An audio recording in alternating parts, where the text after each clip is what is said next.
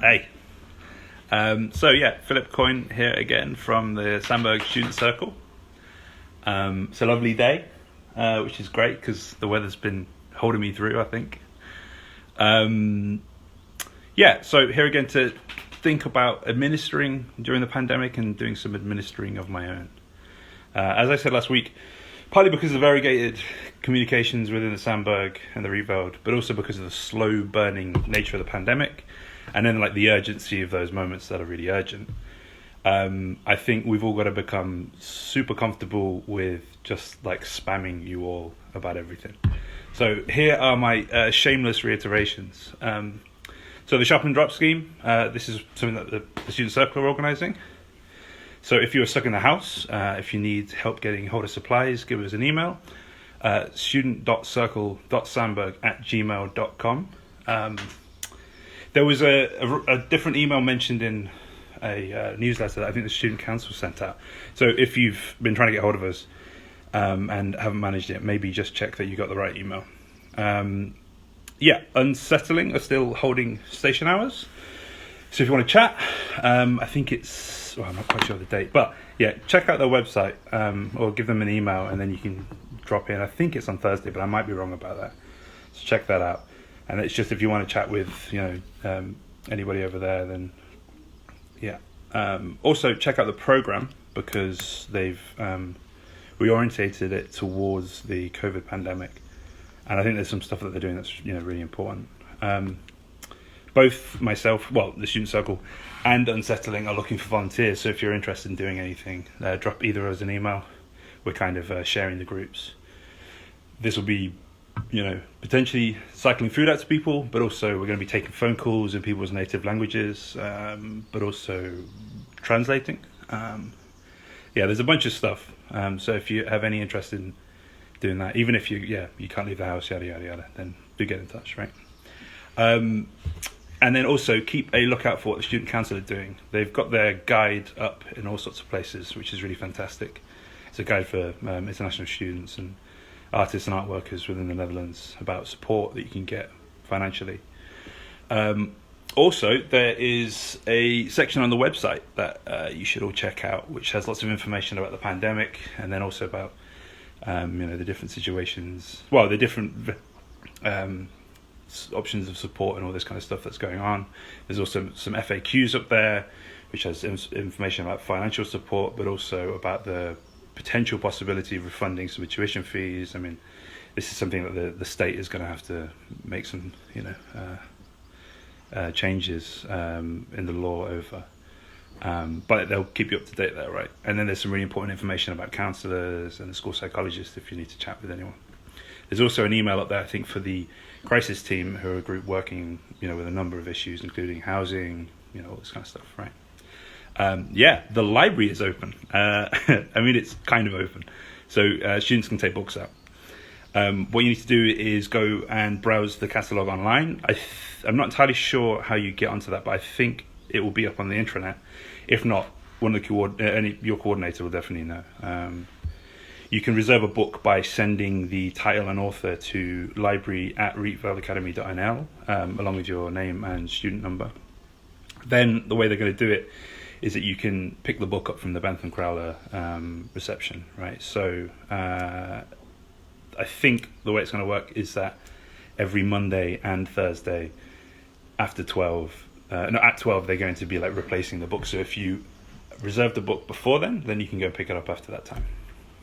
And if you're struggling, just drop them an email. I'm sure they'll be super helpful.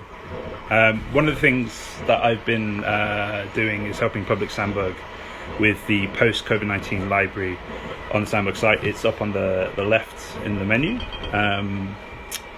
I think personally it's becoming clearer and clearer to me that we need to be thinking about aftercare already. I had So while the pandemic quarantine is still continuing, in some senses it's already happened, right? There are things that have happened, things that won't be happening because decisions have already been made. There's a kind of certain sense of loss already. I mean, I think Flavia put it into words for me the other day during a meeting where she was talking about loss already being something that people are experiencing. No doubt Flavia is going to give shape to this whole thing much more in the coming weeks, as ever, right? So, while I can't speak for Public Sandberg on this, it seems to me that the kind of, the post of the post-COVID-19 library is post in this sense, right? So with the hope being that alongside directing people to support within the school and outside of the school, we will also be able to give shape and direction to people's experiences during the time. So check it out. We'll be posting more stuff every Thursday. Up on there right now is a film festival called My Darling Quarantine, or Quarantine, I guess, which is a short film festival. It's already ongoing, and as far as I can tell, there's a new lineup every week. They're all short films. And then there is also Cabin Fever, which is a kind of spreadsheet playlist full of links to experimental film and video that's already just posted online somewhere. It's already streamable. It's really comprehensive. I watched a couple of Margaret Tate films the other day that were really fantastic. So yeah, go and check that out. I think tomorrow there should be some Sarah Ahmed pieces going up, which I'm sure are going to be great. There is a zine already up there called Coping with Being Housebound, that was written by somebody suffering from ME. They didn't put their own name up, which is a shame. But it's all about alleviating boredom and isolation in the lockdown. Also, lastly, there is we put a link to the massive Arica archive up on there, which is definitely worth going through. I think it's like it's going to be quite what Arica does is really great, but also this thing about thinking about how we engage with people, how we live with and through people is really kind of important thinking for this moment, right, where it's very hard to do these things. Okay, so yeah, this is going to be maybe a shorter one than normal, but lastly, I just wanted to talk a little bit about something I kind of mentioned last week, but I think I'm going to try and do it every week, which is our talk a little bit and think a little bit about our habits around socializing and holding meetings on video call apps, right?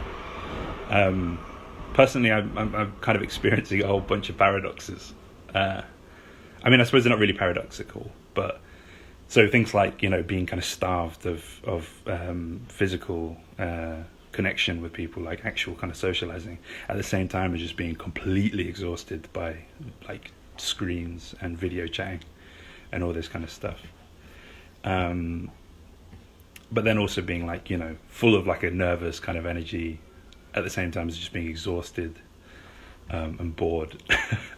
So I still think that maybe what I mentioned last week was the idea of trying to get more comfortable with spending time on screens in silence, right? So there's a certain way in which that we deal with these video chats as if they are meetings, even if we're hanging out with friends. So every moment somehow needs to be full of information and full of attention, which is not the case, I don't think, in this situation.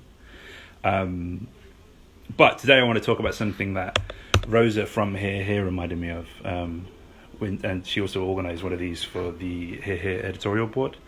This might be like embarrassingly kitsch to our Swedish listeners, but what I want to talk about is a fika, right? So when I was studying, we were on a trip while we were writing our theses in Sweden, and we were doing a fika is essentially like a 15-20 minute coffee break that a lot of workplaces do, but also I think friend groups do them, where you make time to kind of catch up and hang out, right? The way we were doing them when we were writing our theses was that we would have a certain time of day, and if you were not busy, if you were not deep in the thesis writing, you could drop in and have a coffee and keep chat with people, see how their process is going. And it strikes me that this kind of this kind of informal, somewhat spontaneous, but also kind of maybe not. I guess like a non-spontaneous space for spontaneity or something like that, right? So like the kind of thing like dropping in at the pub or bumping into a friend, this kind of stuff just isn't happening, right? So one of the things that I think could be really great, and I've been trying to run these with the fine art course, is that you have, you take something like a fika where you say, hey, at this time of day, I'm going to open up a Zoom call or whatever we're using. And if you want to join, just join. If you're busy, then cool, you don't need to come. I won't be offended if nobody turns up. But there will be this period of time, on this particular day, that we can just kind of hang out. That's what I prepared, I'm afraid. But I hope everybody's well and happy, and maybe do a fika, hang out with your friends online without chatting. I don't know. Cool. Thanks. Bye bye.